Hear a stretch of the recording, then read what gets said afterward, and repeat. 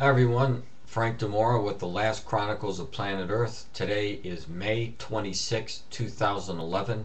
This is where you'll come to see the connection between Bible prophecy and current events.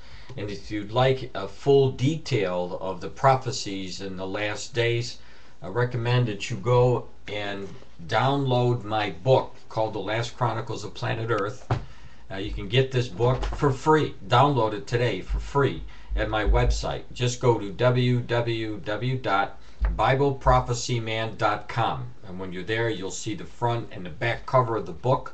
Right below it is a link. Click to the link and you'll be able to download it with no strings attached for free today.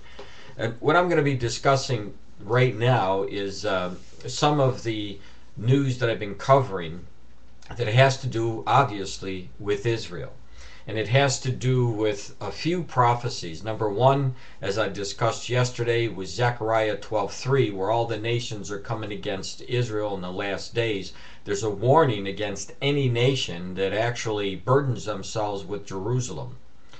And so in the news again today, there is concern about what's going to happen in September, coming up in September. I'm going to read the article and then I'll fill it in, fill the gaps in for you, connect the dots so that you'll understand why I'm looking specifically at the month of September and what may take place.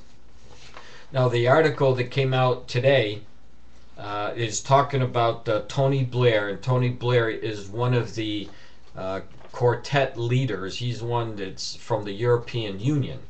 And obviously the European Union is the old revived Roman Empire, the western side that has already come back. And Jesus said in the last days the old Roman Empire would return. So this is another reason why I'm watching what they're doing as far as the European Union, because they are the old Roman Empire, at least the western side of it. So let me read you what it says here. The name of the article, it says, Blair, Obama anxious about Israel's fate. Now keep in mind, this, I believe, these are stepping stones to the Psalm 83 war. And as a matter of fact, this is what I'm going to entitle my post today, the stepping stones to the Psalm 83 war. And you'll see why.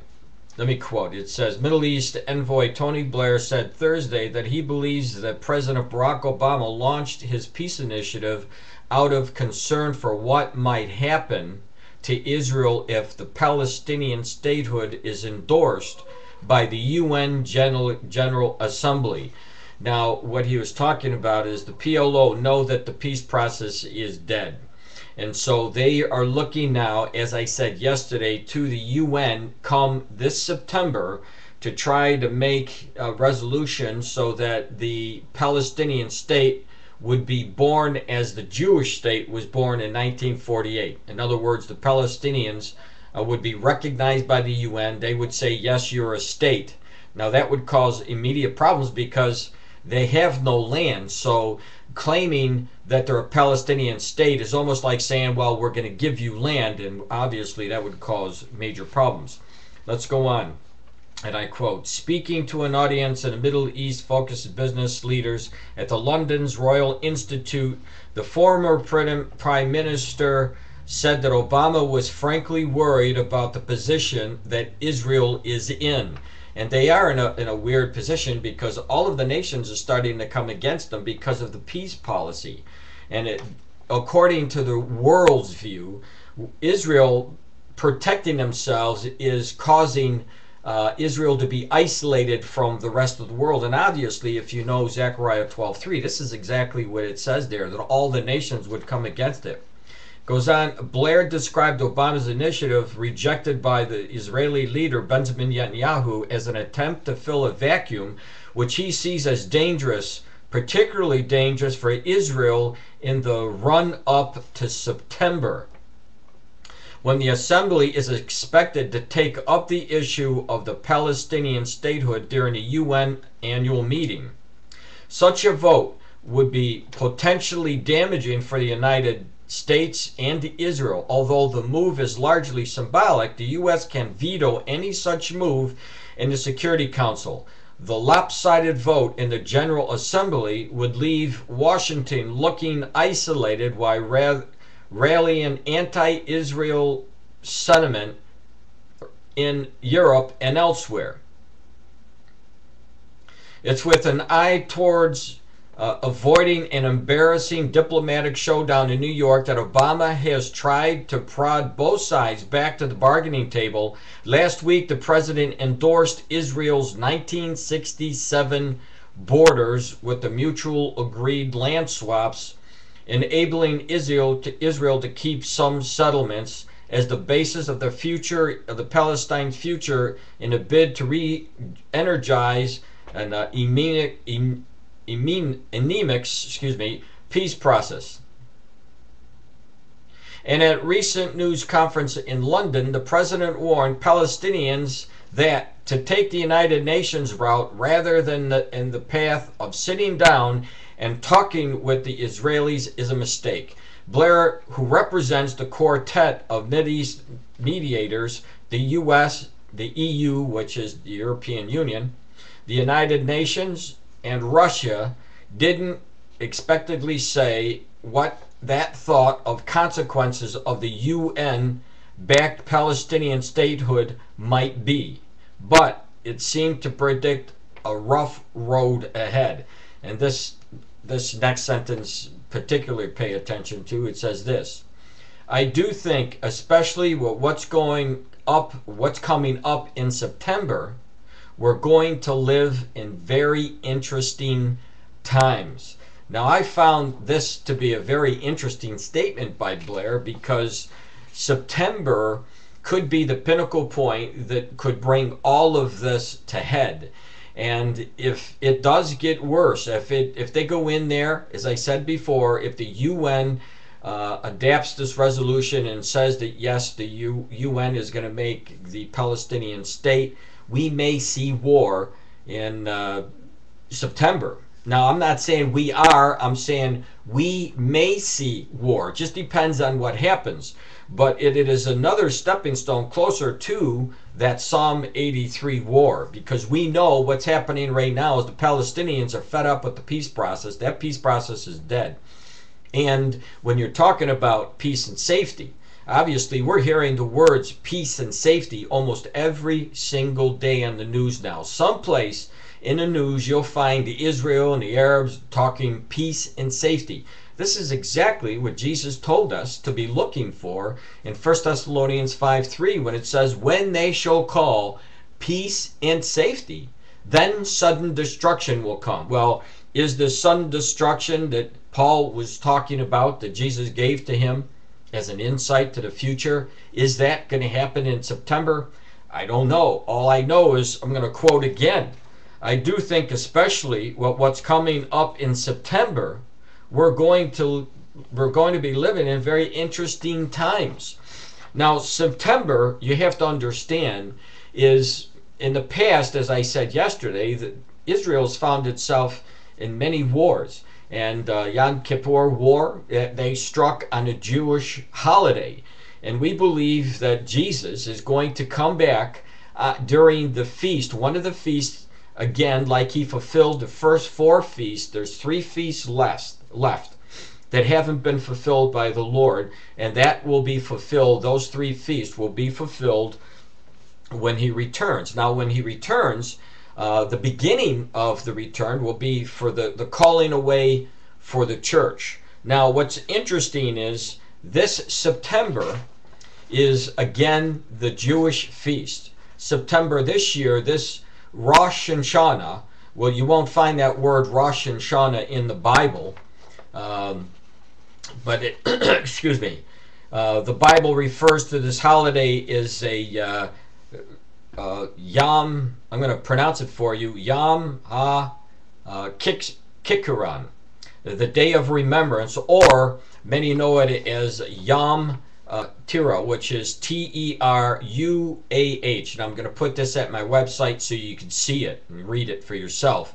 And it is called the Day of the Sounding of the Shofar.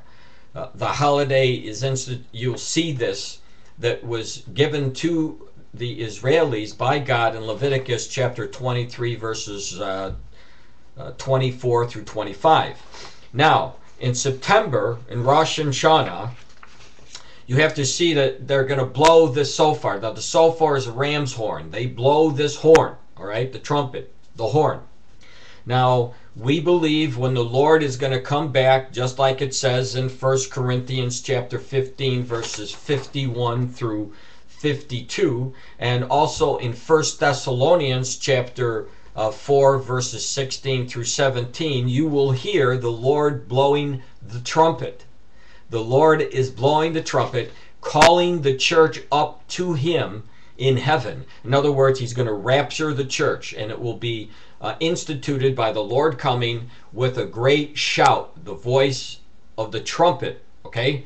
Now let me read you one scripture so you understand this completely. In 1 Corinthians 15, 51 through 52, it says, "Listen, I tell you a mystery. We will not all sleep, but we will all be changed in a flash, in a twinkling of an eye, at the last trumpet. For the trump will sound, the dead will be raised imperishable, and we will be changed." So this is the event that we are looking for. Will it happen during this September if Israel is attacked or pressured by the UN and tries to make a state within Israel? It could get very, very interesting. Is it possible that this is the time period that the Lord has chosen to remove the church? I don't know. No one knows. No one knows. Not Harold Camping, not Jim Jones, not anybody.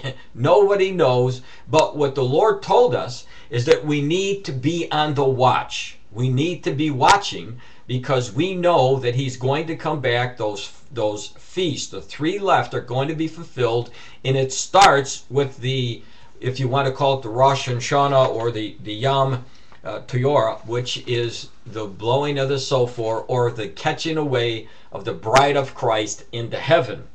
Now this happens September 29th and the 30th of September, when the Jewish feast takes place this year, those 2 days. And nobody could tell when the Lord would come back anyway, because that feast is a 2-day feast, and it starts by the sighting of the full moon. So as soon as they would see the sighting of the full moon, they would blow the horn. They would warn the people that the feast has started. The festival has started. So nobody really could tell you what day or the hour, but we do know that the Lord told us to watch, and he would come. Now, that's why it's going to get very interesting in September. And we'll see what's going to happen in September.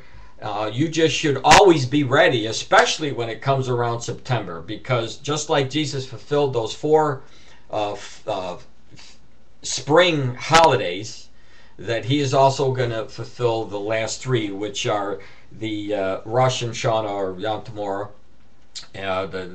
the day of Atonement, which is the Yom Kippur, and also Tabernacles, where God actually is dwelling with the people. But it starts with the Rosh Hashanah and the blowing of the shofar.